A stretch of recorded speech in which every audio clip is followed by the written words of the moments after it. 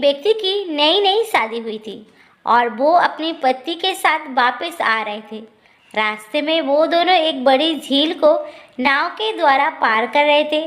तभी अचानक एक भयंकर तूफान आ गया। वो आदमी साहसी था, लेकिन औरत खूब डरी हुई थी क्योंकि हालात बिल्कुल खराब थे।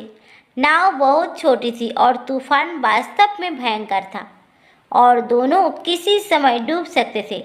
लेकिन वो आदमी चुपचाप, निश्चल और शांत बैठा था, जैसे कि कुछ नहीं होने वाला हो। औरत डर के मारे कांप रही थी और वो बोली, क्या तुम्हें डर नहीं लग रहा? ये हमारे जीवन का आखिरी क्षण हो सकता है। ऐसा नहीं लगता कि हम दूसरे किनारे पर कभी पहुंच भी पाएंगे।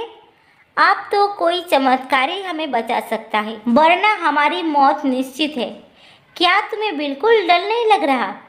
कहीं तुम पागल तो नहीं हो गए हो? वो आदमी खूब हंसा और एकाएक उसने म्यान से तलवार निकाल ली।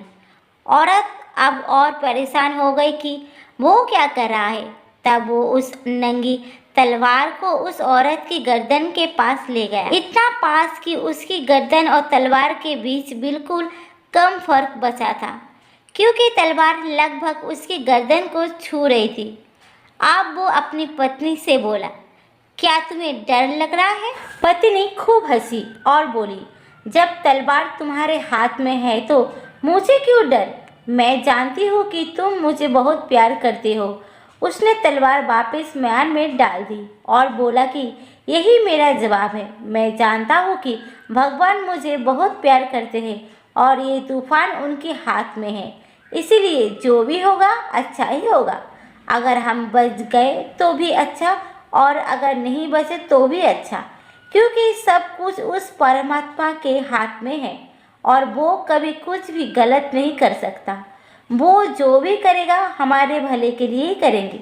हमेशा विश्वास बनाए रखो। व्यक्ति को हमेशा उस परम पिता परमात्मा पर विश्वास रखना चाहिए, जो हमारे पूरे जीवन को बदल सकता है। तो दोस्तों, मैं आशा करती हूँ कि आज की कहानी आप सभी को ज़रूर पसंद आई होगी।